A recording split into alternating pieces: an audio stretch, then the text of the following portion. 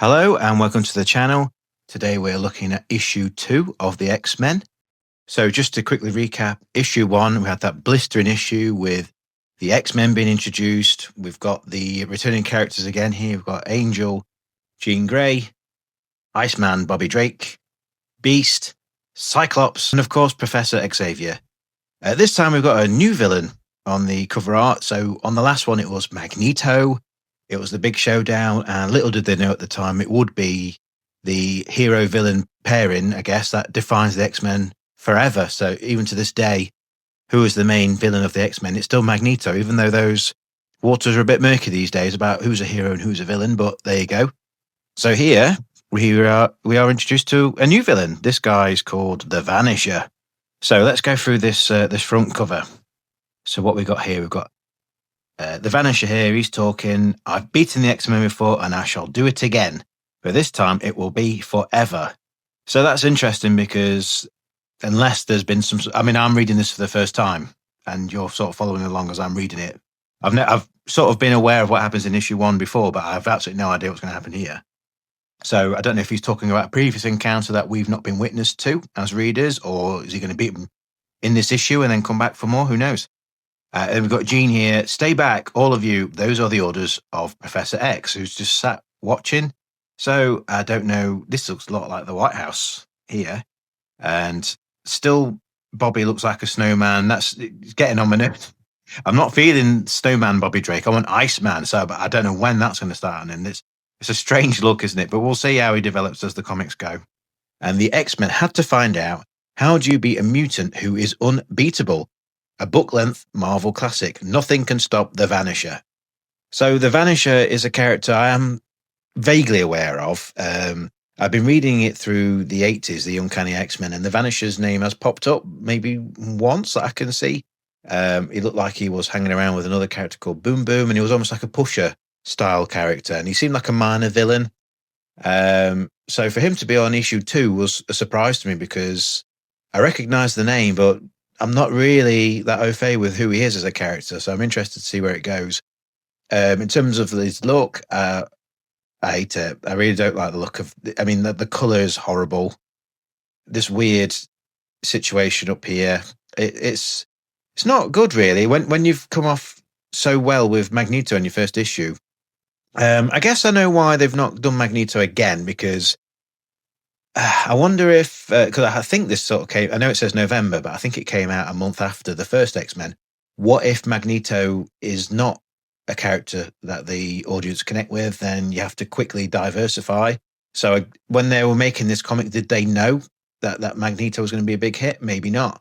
It would certainly explain why they had to diversify the villain, the rogue gallery straight away. But also it keeps Magneto in your back pocket, so it'll be brilliant to bring him back another time. As we know, he does pop up from time to time in the X-Men, doesn't he, Magneto? But you can't have him in it every week because you don't get Batman fighting Joker every week, do you? So you have to diversify. So hopefully in the book he'll come off a bit better. But my first instinct is I don't like the look of this character. He's front and center as well. He's not doing it for me. But let's open it up and see what it looks like. So here we are with page 2. So this is, I like this image. It's really fast, isn't it? There's a lot of action. They're all rushing to get to the next page, hoping that you'll follow. So we've got Angel flying fast. Professor X is waiting for us. He's mentally summoned them. They're using their powers sort of to get to them. So Beast is using his hands. Bobby is sliding along the floor in his wellies. Angel's flying, but I suppose they can't really use their powers to rush along, can they? I think if they could have showcased the powers some way, they would have done. But for now, Scott's running and Jean's, I don't know what she's doing. She's sort of weird dance or something. We have the same crew working on this as the last issue. So we've got Stan Lee, Jack Kirby, Paul Rainman, and Sam Rosen. So there's quite a lot going on this next page. You got Beast bouncing around. He could just run on the floor, but he's showcasing what he can do. And he's doing that thing again where he's explaining what he's doing instead of just doing it. So he's explaining that he can sort of go up walls with his toes in these ridges. And down here, he's talking about he's jumping on the train. He's got a ticket. I am a good guy. I'm not stealing a ride. So these panels with Angel are interesting. They sort of mirror the problematic scenes that we saw in the first edition of X-Men. So when Jean arrived at the school and all the boys were sort of almost watching her get changed and all over and calling her beautiful, and it was a bit weird. But here, the sort of the flip reversal is happening to Angel, so he's being mobbed by these women. Oh, look how gorgeous he is! Let's have a kiss.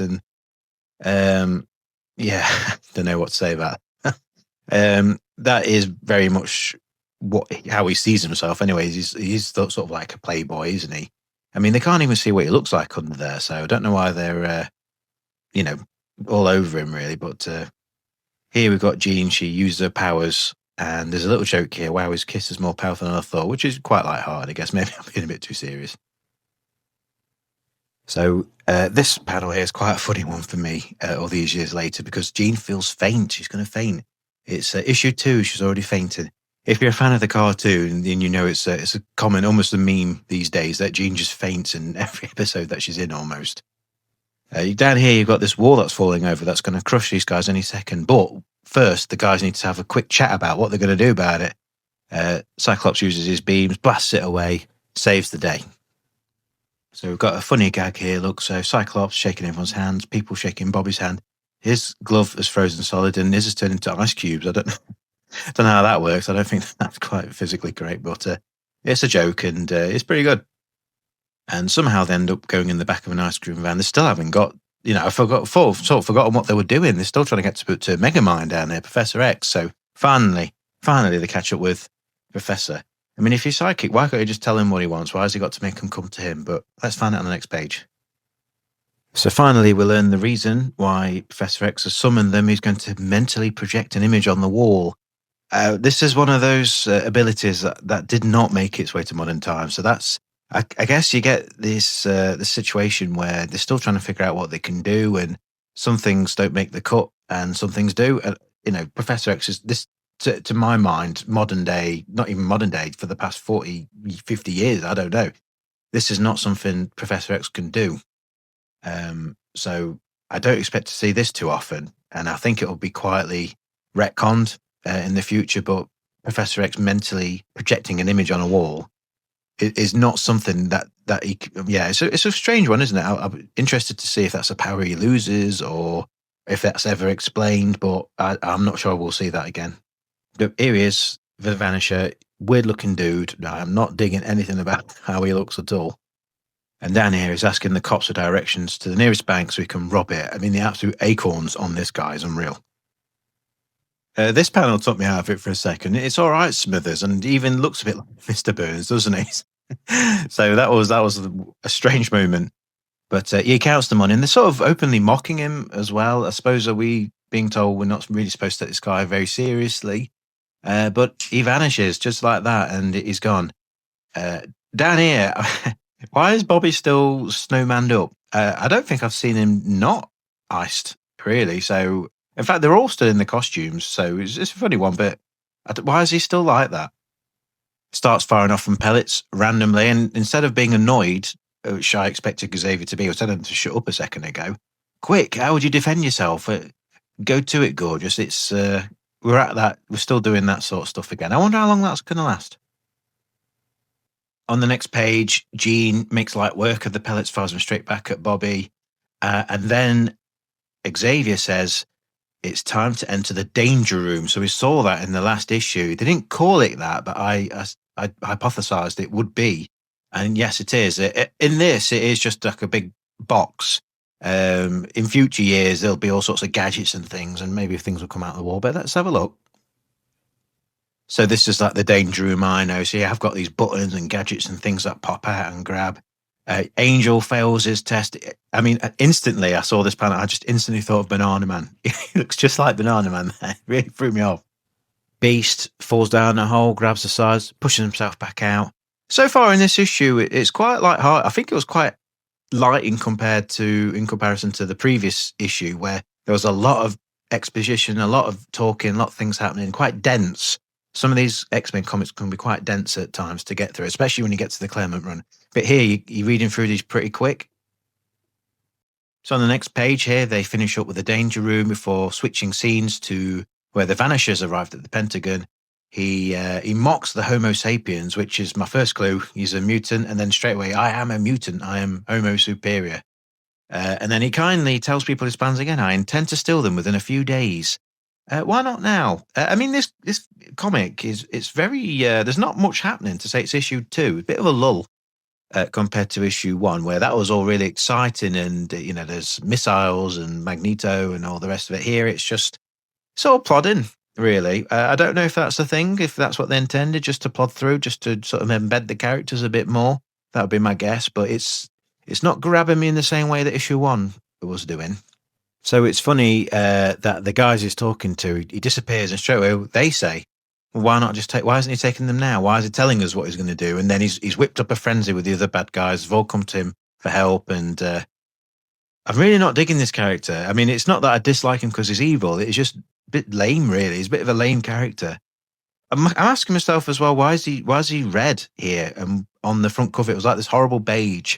Everything about this issue is just throwing me off at the moment, and we'll see how it ends. But I'm not, we're halfway through the book, and it's pretty weak so far. On this next page, Jean struggles with this giant ball that she's floating with her mind.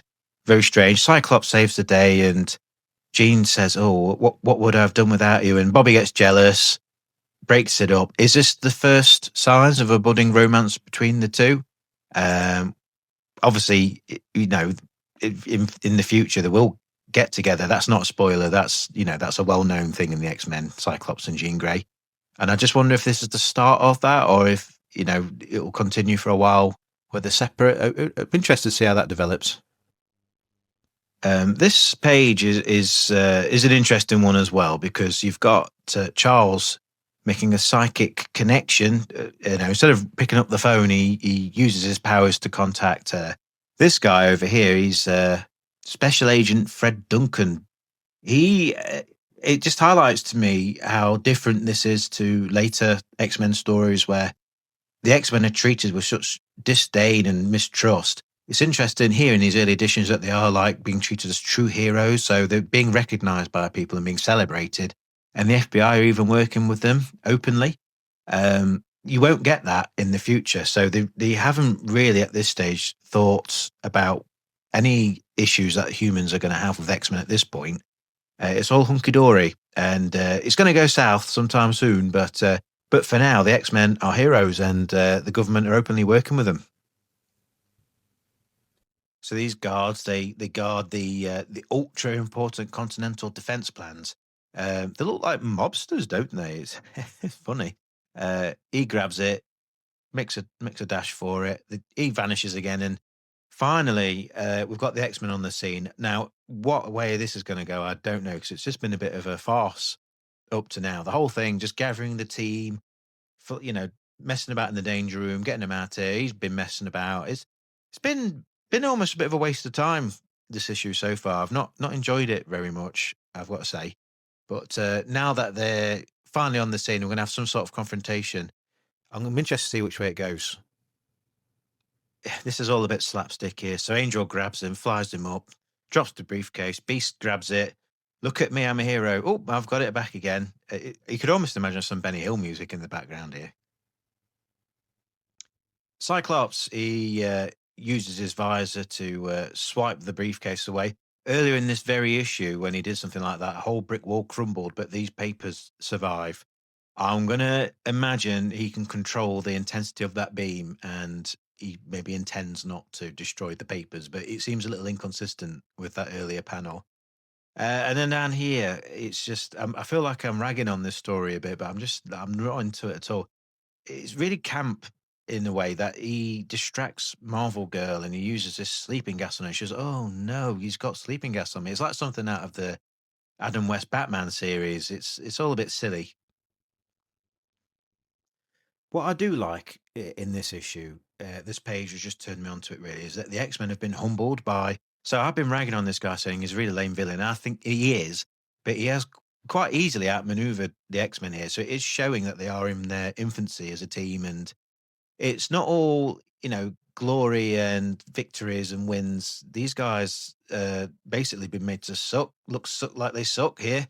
and the whole town's bashing on him, and God, the X-Men have failed, and they're all doubting themselves, which is quite good, I suppose, in the long run. You can't have them absolutely smashing it every week. So for them to fall prey to probably, he's on the weak side, isn't he? He can teleport, but that's it. So the X-Men of the 70s and 80s would absolutely take this guy to town, but he's absolutely showing him up here. And again, Bobby is still in his sort of ice snow get up. We've not seen him in human form at all story. So I just wonder if the writers and artists maybe wanted to lean into the powers a bit more this issue. We've not seen any of them in their civvies at all. In this issue so far, we've not really seen their names mentioned, apart from their code names. So that's an interesting observation. So the guys, they're messing around, and Professor X, I don't know that Charles is that much of a likable character. I mean, it helps a lot with the modern audience that he's played by Patrick Stewart in the movies, and um, people sort of look at him as a father figure to the X-Men guys, and I suppose he is. But he's not very nice to them, is he? I've had enough of your charge antics. Turn and face me, all of you. He's always shouting. And this time he's going to show him how it's done. So he looks like he's coming out into the field this time. So here we are. They are in front of the White House. Look, and they've turned up, and we've come to get our prize. We've blackmailed the government. We want $10 million. It's a strange setup that these guys, where did they come from? I get he can just sort of appear and disappear. Can he bring people with him when he does that? I actually don't know, but it appears to be the case. Professor X reveals himself on this page and quickly takes hold of the situation, uses his powers to, I don't know what exactly he does to Vanisher, but he makes it so he can't use his powers. And it's almost like that's the end of him. He's been restrained there, and Professor X has sort of tapped into his brain and taken away his powers or subdued them somehow. But I think it's interesting because this is exactly why you see Professor X getting nerfed all the time. So if that's a term you're unfamiliar with, you see it with Superman and a lot of characters who are very, very powerful. It's it's sometimes detrimental to the story having characters so powerful because basically in every issue they could bring Professor X out and he can just nullify the powers or do whatever he wants. So he's such a powerful mutant that it's a problem to the story because sometimes there's no struggle because Professor X can just take control of the entire situation with the thought. Same with Superman. I mean, you've probably noticed it more in the recent films where they have to kill Superman. I mean, even with the X-Men movies, if you look at X-Men 1, 2, 3, there's always an issue with Charles. So in the first X-Men film, Mystique poisons the liquid in Cerebro, and he's like in a coma for the rest of the film. X-Men 2, they have to take him out. I mean, that was character driven, I suppose, in that Brian Cox's character, William Stryker, he knows how powerful he is, so he goes out of his way to make sure he's taken off the board. That makes sense. But if he hadn't have done that, film's over. And then X-Men 3, spoiler, he's killed in the first act. You have to take him out of the picture. So it's interesting that this is Professor X. This is what he can do, and it's just not something you see all the time because there can be no story when Professor X is there. So let's see how this progresses because you can't have him doing this every week. These are some cool panels. I do like these. So this one in particular, you've got Beast. A lot's happening in this panel. It's doing a lot of work and showing you just the extent of what Beast can do. So he's hopping all over them, and they're using their powers combined, working as a team to nullify these gangsters and place them under arrest to get them out of the picture. And it's a really nice cohesive moment where they use their powers in conjunction. And these panels work well together. This has probably been one of the better pages so far. So they explain on this page that Professor X made the Vanisher forget who he is. They mop up the rest of the bad guys, and Professor X says, "Never forget the power of the human brain." And that's the end of the story. I have to be honest, I really wasn't that keen on this issue. Compared with the first one, it felt like every page, every panel, there was something interesting to say. There was something interesting happening. Here, it's all going through the motions. Really, it's like an outing, and they taking on this weak villain who's when they actually put their minds to it, no pun intended.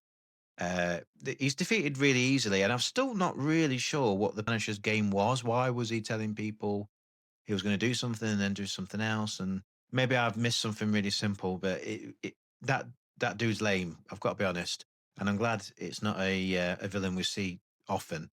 I've got to be honest; it was weak compared to the magnificence of Magneto from the month before. And then it promises us that the X-Men will face the greatest danger of all. Let's take a quick look at that page. So this is the front page from the next issue. And yeah, Blob. I mean, that's another character that we know in future years. So I'm really interested to check that one out later. But yeah, just looking at these guys again, they never once got out their costumes in that issue. So really interesting how different that is to the first issue, and I think it's much weaker than X-Men One. But yeah, those have been my thoughts, and I'm interested to know what you think. Did I miss anything with the story? Did you like it, or do you agree with me? Do you think that the Vanisher is a lame villain, like I do? Comment below, please like and subscribe, and please come back for the next issue when we look at X-Men issue 3 when they fight the Blob.